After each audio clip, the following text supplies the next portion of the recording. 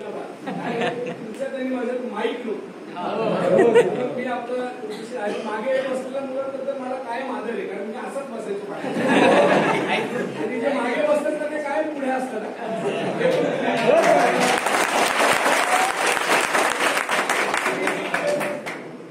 आपण कोणीही देवदूत नाही पाहिजे, देव नाही पाहिजे.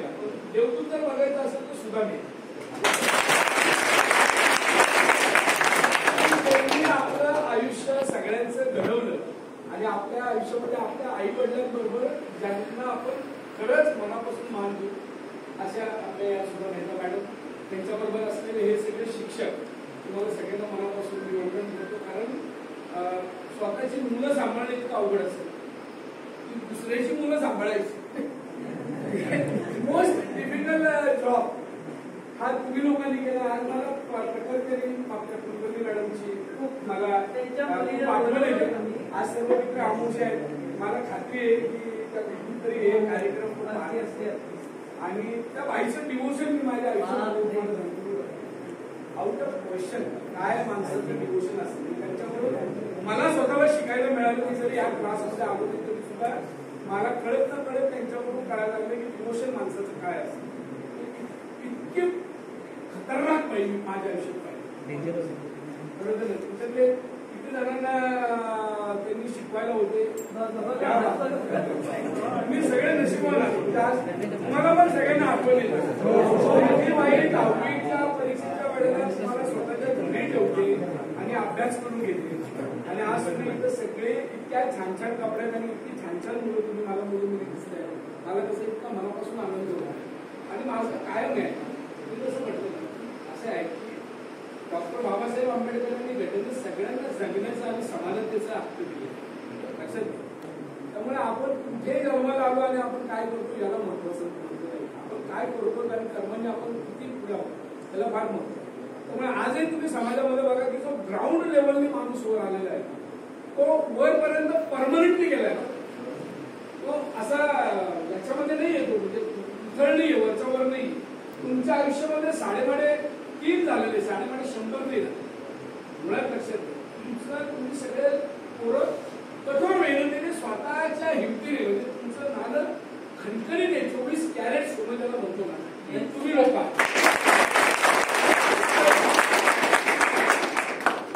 आज माझ्या मुलांना किंवा मुलींना मी 2 लाखाची शिकवणी क्लास लावू शकतो.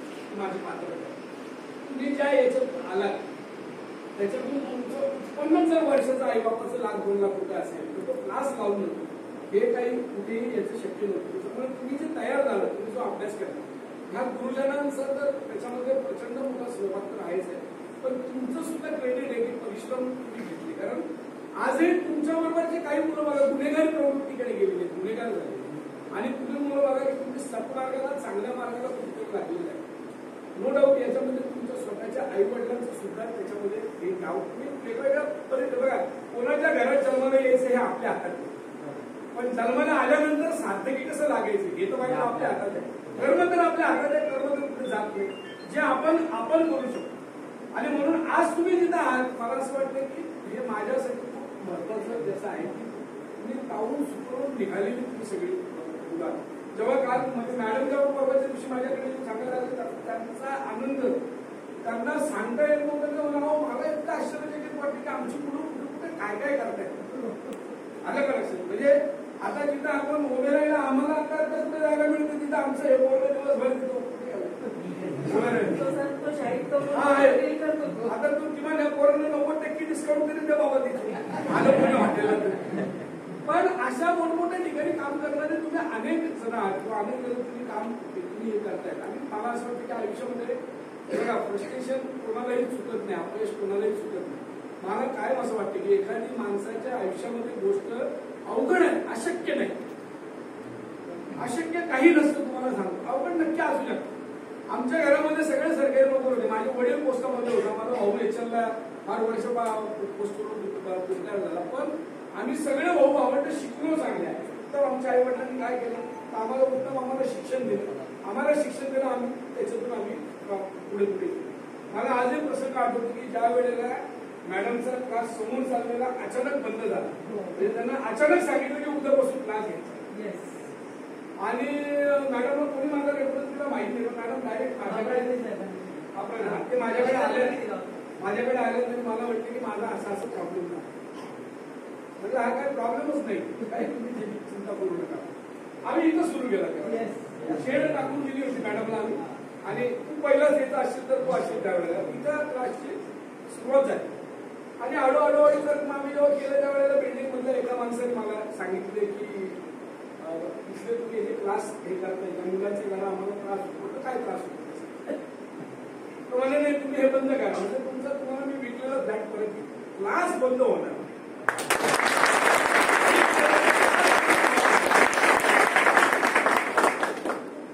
असं आम्ही त्याला सांगितल्यानंतर मग त्यांनी त्याच्या पद्धतीने पोलीस स्टेशनला यायला त्याला त्यांनी सांगितलं. त्या योगायोगाने ते सगळे पोलीस सामाजिक कामात असल्यामुळे त्यांचा मला फोन आला. तर त्यांना जेव्हा मी सांगितलं तर ते म्हटलं नाही तुमचं काम कुठं नाही, तुम्ही चालू ठेवा. कारण मला स्वतःला असं वाटतं उद्या जर तुम्हाला ही शिक्षण व्यवस्था किंवा तुम्हाला जर उपलब्धता ही झाली नसते, कदाचित तुमच्यातले काही सुद्धा गुन्हेगार झाले असते.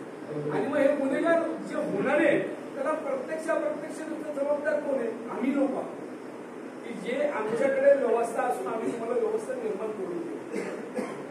आमच्याकडे एखादा एवढ्या किती वर्ष झाली? 20 वर्षात माझ्या माहितीप्रमाणे एखाद 2 निगेटिव्ह आमच्याकडे इन्सिडेंट झालेले असेल. झालेल्या याच्यामध्ये आमच्याकडे ना इथं कोणाच्या गाडीची चोरी झाली ना, गाडीचं काही नुकसान झालं ना, काही झालं, एकही गोष्ट झाली की नाही. पण तुम्हाला मी एक मात्र नक्की सांगतो की तुमच्या इथे येण्याने आणि तुमच्या सगळ्यांच्या शुभेच्छामुळे माझी प्रगती मात्र चांगली.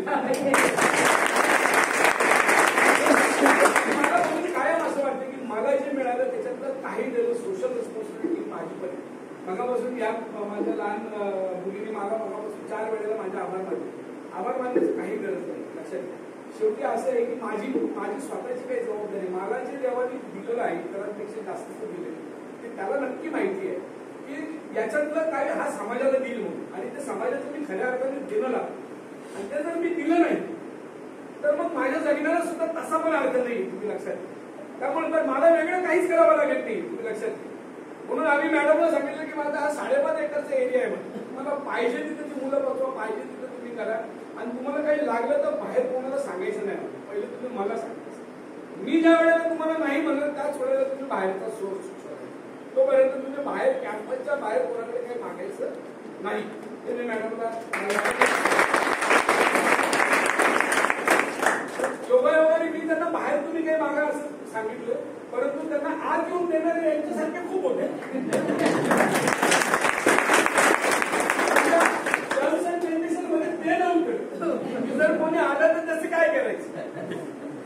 ही लोक सुद्धा मला असं वाटतं की ही लोक सगळी ह्या लोकांनी जे काही केलं किंवा काही सोशल कॉन्ट्रिब्युशन कोणाच्याही मनामध्ये उत्तराची भावना किंवा त्याच्यातून काही मिळावं हे मात्र नक्की नाहीये. परंतु समाजामध्ये एक चांगली उत्तम आदर्श नागरिकांची, आदर्श मुलांची पिढी निर्माण व्हावी हा त्याच्या मागचा एक आहे. आता तुमची मित्रांनो तुमची जबाबदारी काय? आता तुम्ही पुढे चाललेले आहात. आता तुम्ही मागच्यांना लक्षात आलं का? आता हे जे आम्ही तुम्हाला दिलेलं हे सगळं तुमचं नाहीये. लक्षात घ्या, हे आमचं तुमच्यावर असलेलं कर्ज पण आहे. लक्षात घ्या. आणि हे कर्ज तुम्हाला कसं उतरवायचं आहे, त्याचं व्याज काय, तर तुम्ही एक 2 मुलं तुमच्या परिस्थितीनुसार कसे तुम्हाला करता येईल तसे तुम्ही त्यांना तुम्ही मदत करा. त्याच्या मागे तुम्ही सक्षमतेने उभे राहा आणि ज्याला गरज आहे त्याच्याच मागे तुम्ही उभे. सो तुम्हाला तुमचं मल्टिपल हे होत जाईल, पुढच्याला पण ते लागू होत जाईल. तो पुढे पुढे पुढे पुढे करत राहील.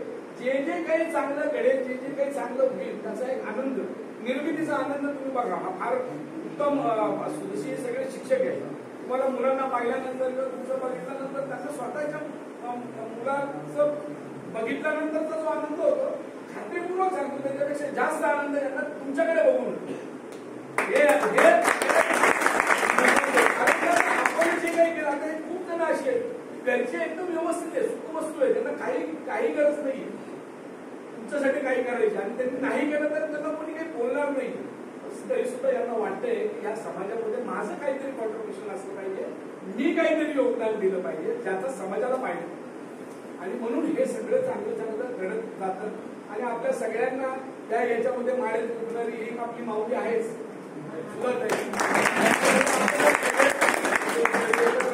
त्या अमेरिकेला जरी जातं तरी ते 10 वेळेला त्यांना काळजी असते की माझ्या मुलांचं काय होणार आहे. पण ही इतकी उत्तम तयार झालेली आहे की आता मॅडमने मला 2-4 वेळा सांगते की आता माझ्याकडे छान लोक आले शिकवणारे.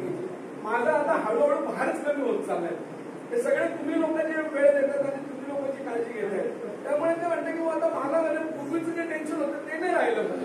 आता मी महिना काय मी 3 महिने 4 महिने जरी इथे नसते तरी क्लास अतिशय उत्तम पद्धतीने आणि चांगल्या पद्धतीने इथे चालू शकतो एवढी मला आता नक्की खात्री आली. मला असं वाटतं की त्यांच्या आयुष्यामध्ये याच्यापेक्षा सुद्धा जास्त चांगलं काय असू शकतं. एनिवे पण हे अतिशय चांगले मुलांमध्ये सगळे जण आता वेगवेगळ्या क्षेत्रामध्ये आज काही जण अजून धडपडत असतील जिथं पुढे तुम्हाला अजूनही माझी गरज असेल. तुम्हाला माहिती या जगातला सगळ्यात मोठा व्यवसाय मी करतो पैसे विकण्याचा. म्हणजे बँक आहे माझी, तुम्हाला माहिती आहे. कोणी तुम्हाला काही चालू करायचं असेल सुरू करायचं असेल काही मदत लागली तर कोणाच्या ओळखीची गरज नाही. मुळात तुम्ही लक्षात घ्या माझ्याकडे यायला कोणाची ओळख लागत नाही. मी वयाच्या 17व्या वर्षी बँकेची स्थापना केली. एका बँकेने माझं कर्ज नाकारलं त्यांना राहिला तर मी माझी स्वतःची बँक चालू आणि मी माझी स्वतःची बँक वर्षी रिझर्व्ह बँकेत प्रस्ताव टाकला. 17व्या वर्षी मला बँक मिळाली. आज बँकेच्या 15 शाखा आणि 1000 कोटी रुपयाचं माझं टर्नओव्हर. म्हणून मी तुम्हाला का सांगतो काही कशाची गरज नाही. एकच गोष्ट महत्वाची तुमच्याकडे आहे ना हार्डवर्क पाहिजे, तुमच्याकडे ऑनेस्टी पाहिजे, प्रामाणिकपणा पाहिजे.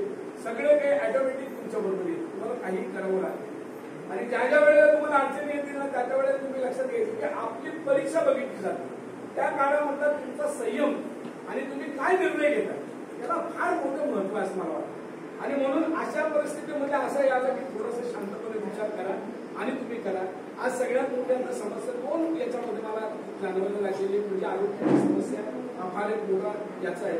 वयाच्या 24व्या वर्षी आणि 22व्या वर्षी जर मुलांना हाताने घेत असतात मला वाटतं ही कुठेही चांगली गोष्ट नाही. किंवा आता या तुमच्या तरुण मुलांमुळे एन्झायटी नावाचा एक नवीन प्रकार सुरू आहे. आम्ही लहान होतो तर आमच्या आई बाप तुमचं 4 वेळेला मर मेला म्हणायचं तरी मेलो नाही राहू आणि आम्हाला कधी वाटलं नाही आत्महत्या करायची. आई बाप म्हणायचं मर मेलं तरी आम्ही कधी काही केलं नाही. आज मोठा मोठा प्रॉब्लेम आहे की पोरला थोडं काही बोललं तरी 2 तास फोन उचलला नाही तर आई वडिलांचा बीपी आहे. हा एवढा मोठा प्रॉब्लेम आहे. आणि दुसरी आयुष्यातली महत्वाची गोष्ट आहे की ते सांगतो आयुष्यामध्ये कायम क्वालिटी मित्रमैत्रिणी लक्षात घ्या. जे तुमचं वारंवार कौतुक करतात त्याच्या इतका मोस्ट डेंजरस तुमचा मित्र असू शकत नाही किंवा मैत्रीण असू शकत नाही. सो तुम्ही मित्र किंवा मैत्रीण करताना एक महत्व नक्की लक्षात ठेवा की तो क्वालिटी मित्र आणि हे असला तुमचा असला पाहिजे. ते जर असेल तर तुमच्या आयुष्यामध्ये मोठ्या प्रमाणावर समृद्धी येऊ शकते आणि तुम्हाला कुणाच्या तरी खांद्यावर मान टाकण्याची एक संधी तुम्हाला चांगली मिळू शकते. म्हणून ही पण एक गोष्ट लक्षात ठेवा. आपला कुठलाही मित्र चुकत असेल मैत्रीण चुकत असेल तर तिला आपल्याला स्पष्टपणे सांगता यायला पाहिजे. आणखीन एक महत्वाची गोष्ट किमान आपला मोबाईल आठवड्यातून एकदा तरी आपण मोबाईल डिटॉक्स करा कार्यक्रम. एक दिवस अख्खा दिवस मोबाईल वापरायचा नाही. असं जर तुम्ही केलं तर आयुष्यामध्ये तुम्ही फार सुखी व्हाल आणि खूप चांगलं तुमचं आयुष्यामध्ये जाऊ शकेल. हे आज मोबाईल हा असा झालेला आहे एवढा आपल्याला ऍडिक्शन त्याचं आलेलं आहे की आपण मोबाईल जर इकडं तिकडं थोडं झालं तरी आपण असू. पण याचे दुष्परिणाम जे आहेत आता आमचं वय गेलं ना आपण आम्हाला काय होतं सगळ्यात महत्वाचं आम्हीच्या वयाच्या लोकांना आम्हाला हिरवं बटन आम्ही लहान होतो आणि आम्ही सगळे फेसबुक आणतो तुमच्या दृष्टीने. तुम्ही सगळे मिलिनियर जेन्झी अल्फा ही तुमची कॅटेगरी आहे बरोबर आहे. आमच्या काळाला कुठं फक्त बारका होता मधला होता आणि मोठा होता एवढं हे असले काही तुमच्या कॅटेगरी आमच्या काळामध्ये बेबी बूमर आपण सगळे हे काही असले काही आमच्या काळामध्ये या गोष्टी कुठल्या नव्हत्या. आणि त्यामुळे आणि हे आम्ही नशिबान येण्यासाठी की हे काहीच नव्हतं आमचं. म्हणून आम्ही सगळे नशिबान आहोत आणि आमचा एकमेकांची माणुसता एक टिकून आमचा राहिलेला आहे. आणि म्हणून तुम्ही सगळ्यांनी सुद्धा त्याची काळजी घ्या.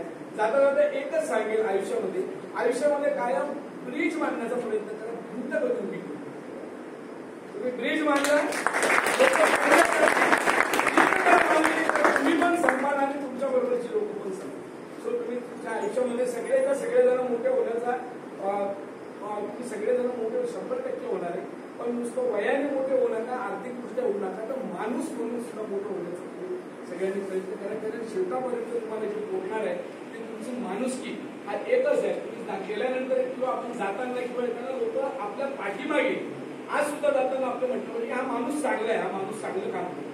ही तुमच्या आयुष्याची आशा असू शकते. मी इथं आल्यानंतर तुम्ही ज्या टाळ्या वाजवल्या ना तो माझा हुरूप वाढवणारा माझ्यासाठी. मी किती पैसे कमवले त्याला महत्व नव्हतं. माझ्यासाठी किती लोक मी टाळ्या वाजवतो हे माझ्यासाठी सगळ्यात महत्वाचं होतं. आणि हे टाळ्या मागवण्याच्या मागे मी कुठेतरी काहीतरी समाजाचं काम करतोय ही त्याच्या मागची भावना होती. आणि हीच भावना मला कायम सातत्याने मला जागृत ठेवत असते, मला जागेवर ठेवत असते. आणि चांगलं काम करण्याची प्रेरणा ही तुमच्याकडे पाहून मला मिळत असते. म्हणून आजच्या या दिवशी मी तुम्हाला सगळ्यांना मनपूर्वक मॅडमला शुभेच्छा देतो.